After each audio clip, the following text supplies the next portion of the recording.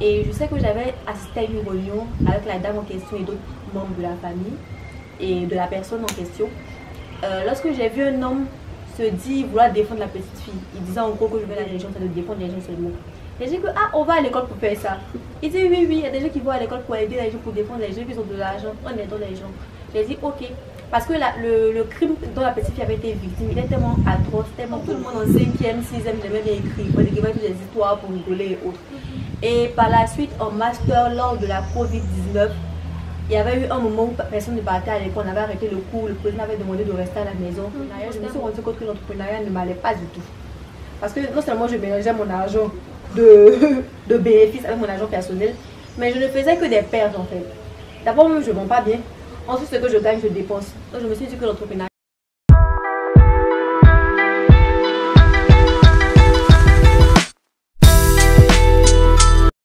Nous revoilà pour cette interview. Alors, pourrais-tu te présenter pour ceux qui ne te connaissent pas encore? Bonsoir, je suis Raïssa Kouadio. Je suis juriste de formation, titulaire d'un master recherche, droit privé fondamental, option profession judiciaire, passionnée de blogging et engagée pour la cause de l'enfance. Magnifique. Waouh. Comment est-ce que tu arrives à faire tout ça? Pourrais-tu nous raconter un peu ton parcours scolaire? Alors moi, personnellement, j'ai embrassé la fac de droit parce que j'étais amoureuse de droit. Mais je ne suis pas venue en droit parce que j'aimais le droit tout court, mais parce qu'il y a une histoire derrière ce choix. Quand j'étais enfant, j'étais allée en vacances dans ma famille paternelle, non, pardon, ma famille maternelle. Et dans le lieu en question, il y avait une femme qui était notre locatrice. Et la locatrice avait une fille qui avait été victime de violences sexuelles. Et je sais que j'avais assisté à une réunion avec la dame en question et d'autres membres de la famille et de la personne en question. Lorsque j'ai vu un homme se dire vouloir défendre la petite fille, il disait en gros que je vais la défendre, je vais donner le meilleur de moi pour qu'elle soit défendue et autres. Donc j'ai demandé à mon petit cousin qui était à côté de moi à l'époque, qui était un peu plus grand, qui avait 12 ans, je dois avoir 9 à 10 ans par là. Et mon petit cousin là a dit que non, que le monsieur qui est en train de parler, j'avais demandé le monsieur qui parle là, il fait quoi dans la vie? Il a dit que le monsieur qui parle, il est avocat. J'avais demandé, c'était quoi un avocat? Mon cousin m'avait dit que non, l'avocat c'est celui qui défend les gens, que son travail c'est d'aider les gens, c'est de défendre les gens seulement. J'ai dit que on va à l'école pour faire ça. Il dit oui, il y a des gens qui vont à l'école pour aider les gens, pour défendre les gens qui ont de l'argent en aidant les gens. J'ai dit ok, parce que le crime dont la petite fille avait été victime, il est tellement atroce, tellement horrible, que je me suis dit que s'il y avait des gens il y avait un travail où on venait aider que les gens en fait tous les jours, c'est que c'était le travail idéal pour moi. Donc quand je vais grandir, je vais être avocate. C'est la raison pour laquelle j'ai décidé de faire le droit, parce qu'ils m'ont dit que pour être avocat, il faut faire le droit. Et cette idée-là m'a poursuivi jusqu'à ce que je décide de rentrer en fac de droit.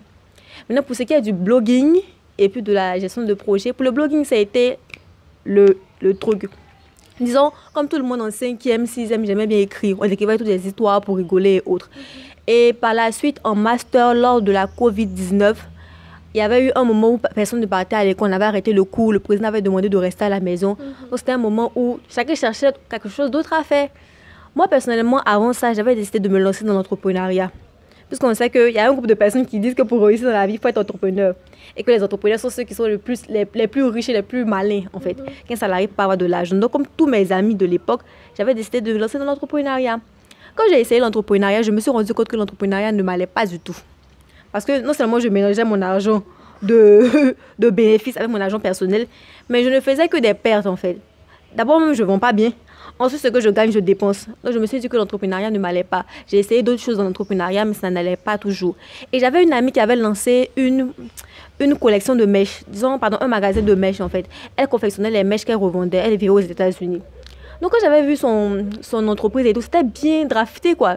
Le branding était parfait. Elle avait fait son logo. Elle avait ses boss. Elle faisait ses mèches elle-même qu'elle vendait. C'est une entreprise qui avait été bien construite. Et j'avais vu d'autres amis aussi à côté qui avaient leur business, qui était bien établi et autres. Et je me suis dit, comment se fait-il qu'il existe des jeunes qui sont aussi talentueux, mais on ne les connaît pas en fait? Comment faire leur promotion? Donc s'il existait des pages qui faisaient la promotion, ce serait vraiment bien. Moi, j'aurais aimé faire la promotion de mes amis à travers un blog. Et là, j'ai bugué. Je me suis dit, attends, je sais que je ne peux pas faire de l'entrepreneuriat. Je sais que je ne chante pas bien. Je sais que je ne danse pas bien. Donc, le domaine du show business, pour être très riche, je ne peux pas. Mais je sais que je sais écrire. Parce que par le passé, j'écrivais. Donc, pourquoi pas créer un blog, puisque c'est la période de la Covid, je n'ai rien à faire, où je vais faire la promotion des jeunes entrepreneurs. C'est comme ça qu'Inspiration, mon blog, qui existe aujourd'hui maintenant, ça va faire 3 ans, pardon, le 31 janvier, est né. Donc, j'ai créé mon blog et autres. J'ai commencé à écrire sur mon ami. Mon premier article, c'était Miss Air Collection, sur mon ami en question. Et j'ai commencé à écrire un deuxième article un troisième article et au fur et à mesure, j'ai commencé à aimer la chose. Aujourd'hui, je suis blogueuse. Maintenant, pour ce qui est de la cause de l'enfance, disons que j'ai toujours aimé les enfants. Et depuis le cas de viol de la petite de 10 ans, il y a toujours ce désir de protéger les enfants là qui est né. Donc, je suis rentrée dans le bénévolat et voilà, aujourd'hui, je travaille pour la cause de l'enfance. Magnifique. Alors, je sais pas qu'est-ce qu'on peut dire encore de tout ça. C'est vraiment profond, tout ce que tu dis. Et là, on se rend compte que tu réfléchis vraiment sur ce que tu veux. Comment est-ce qu'on arrive à trouver sa passion? Parce que tu as eu à dire que toi, c'est parti d'un cas précis. Mais comment est-ce que tu peux dire à quelqu'un, un jeune par exemple, qui regarde cette vidéo, comment est-ce qu'il peut trouver sa passion? En vrai, c'est difficile de trouver sa passion, moi, je dirais. Parce que c'est vrai que j'ai voulu faire la fac de droit. Hein. Je dis, je suis passionnée de droit et de blogging. Mais arrivé un moment où je me suis dit, est-ce que je ne me suis pas trompée? Parce qu'il y avait des difficultés et autres. Mais je dis toujours aux gens qui veulent trouver leur passion de se lancer dans un domaine précis. Tout le monde ne peut pas faire forcément la même chose. C'est pas parce que ton ami est très bon en musique et que c'est sa passion la musique que tu vas t'y mettre. Demande-toi quelle est la chose qui te rend heureux. Cette chose que tu fais sans forcément... C'est-à-dire, si on ne te paye pas pour la faire, tu peux la faire simplement. Et lance-toi. Parce que tu peux dire, bon, je crois que j'aime bien le dessin, mais si tu ne te lances pas dedans, tu ne peux pas savoir si tu es savoir que tu es passionné par la chose, pardon. Si moi, je ne m'étais pas lancée dans le blogging, je n'aurais jamais su que j'étais passionnée par le blogging. Si je n'avais pas eu le courage de m'inscrire en fac de droit, je n'aurais jamais su que j'étais passionnée par tout ce qui est juridique et autres. Donc, pour trouver sa passion, il faut juste se lancer dans un domaine qui nous attire. Parce que la passion, pour moi, ce n'est pas quelque chose avec... c'est pas une chose qui est innée en fait. C'est une chose qui se construit au fur et à mesure. C'est une chose qui se nourrit. Voilà, la passion se nourrit. Donc si tu es attiré par quelque chose, il faut t'y mettre, il faut essayer. Et si au fur et à mesure, la chose te passionne, bon, la chose t'attire un peu plus, la passion naîtra en fait. Parce que la passion n'est pas innée, la passion est nourrie. Voilà. Magnifique. Qu'est-ce qu'on peut rajouter de ça encore? Aussi, suite à cela, on se rend compte que il y a un bon nombre d'étudiants qui quittent l'Afrique, qui préfèrent aller on va dire, étudier en Europe. Mais toi, tu as eu à faire ton parcours en Côte d'Ivoire, donc tu es 100% made in Africa. Donc, qu'est-ce que tu pourrais donner comme conseil à quelqu'un qui, même s'il n'a pas les moyens, ou bien il a les moyens, mais il veut forcément sortir, quel conseil pourrais-tu donner à ce genre de jeune? S'il veut partir. Oui, partir, absolument, même s'il n'a pas les moyens, par exemple. Bon, d'abord, en premier lieu, pour ceux qui n'ont pas les moyens, je vais laisser ceux qui ont les moyens. Si tu n'as pas les moyens et que tu pars dans un pays où tu es seul, sans tes parents, je pense que tu es un peu mal barré. En ce sens où, on ne le dit pas souvent, mais nos amis qui vont à l'extérieur là, souffrent beaucoup de problèmes de santé mentale.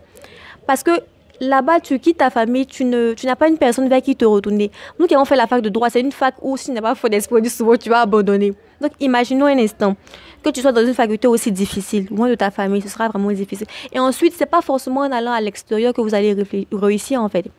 Vous pouvez rester dans votre pays, faire le cursus que vous voulez faire dans votre pays et vous positionner parmi les meilleurs. Ce n'est pas le fait d'aller à l'extérieur qui vous donnera une certaine plus-value. Quant à ceux qui en ont les moyens, bon, souvent on dit les personnes vont à l'extérieur pour avoir une panoplie de choix. Parce que par exemple, pour la fac de droit, il y a des spécialités qu'il n'y a pas en Côte d'Ivoire. Le droit du sport, il n'y a pas ça en Côte d'Ivoire. Mais pour faire le droit du sport, il faut aller en France. Il y a des amis que je connais qui sont allés en France pour faire le droit du sport. Il y a des spécialités qui ne sont pas forcément au pays. Je peux comprendre. Mais moi, je conseille plus mes petits frères, mes petites soeurs de commencer ici. Peut-être arriver en licence, aller de l'autre côté pour le master. Parce que quitter sa famille, quitter son environnement pour aller à l'extérieur, c'est un peu difficile. Si vous n'avez pas de famille là-bas, et on ne va pas à l'extérieur pour aller à l'extérieur. On va à l'extérieur avec un but précis. C'est-à-dire que vous êtes assis, vous avez construit votre plan de carrière, vous savez où est-ce que vous partez et vous partez pour faire ce que vous devez faire en fait.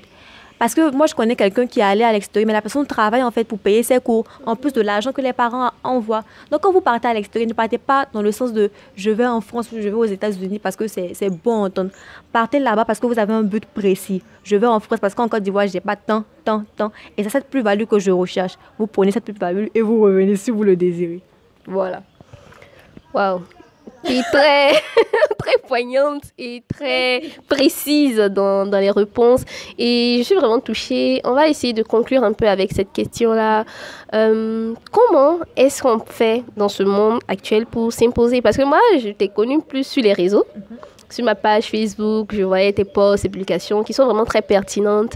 Et c'est pour ça que j'ai voulu t'interviewer aussi pour que tu puisses un peu expliquer aux jeunes aussi, parce que ce que tu fais par rapport à ton blog, c'est vraiment très intéressant. Si on se rend compte que tu montres la beauté des autres, ce qui de nos jours n'est pas vraiment très commun, parce que beaucoup de personnes aiment vraiment dénigrer. Oui. Donc, comment est-ce que toi, tu arrives à travers tout ce qui nous entoure? Parce qu'on a l'impression que tu es très interne comme personne. Comment est-ce que, malgré que notre société tourne comme cela, tu arrives à être très interne et posée? Bon, d'abord, il faut le dire, hein, dans la société actuelle, pour s'imposer même, j'ai l'impression que les personnes qui sont le plus connues sont les personnes qui font un peu n'importe quoi. Si vous prenez un blog, mais vous prenez un article, vous écrivez sur quelque chose qui est quand même poignant, ce sera difficile de faire connaître cet article-là. Alors que si vous écrivez sur un buzz, je sais pas, à 2 balles, vous ferez connaître votre buzz, vous ferez connaître votre page le plus rapidement possible. Les pages qui s'imposent de nos jours sont des pages qui racontent du tout et de n'importe quoi.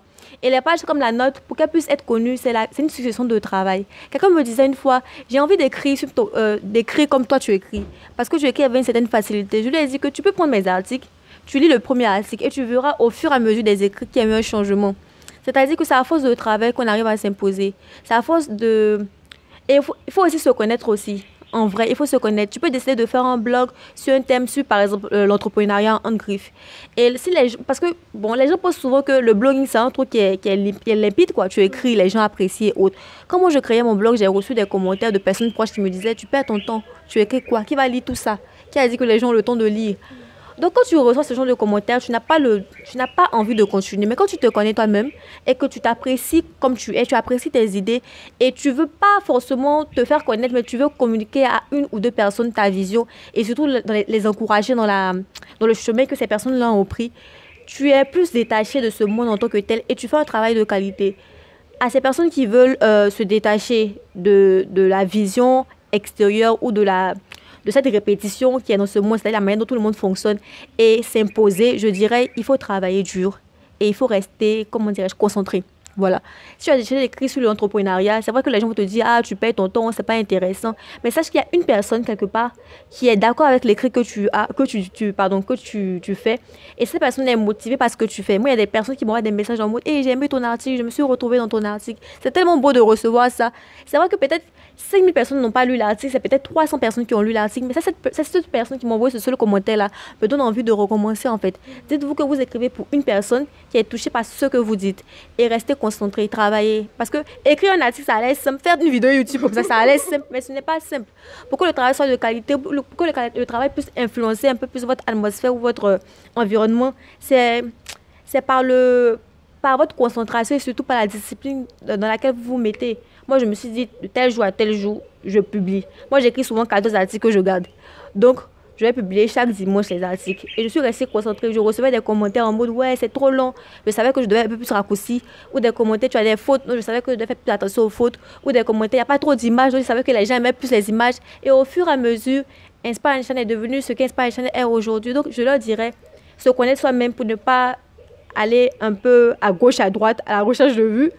Et rester concentré et discipliné parce que le travail paie toujours. Le travail paie toujours. Merci vraiment Raïssa d'avoir accepté de te prêter à cet exercice de l'interview. Donc, tu vas donner un mot de fin. Qu'est-ce qu'on peut retenir de Raïssa Kwadio?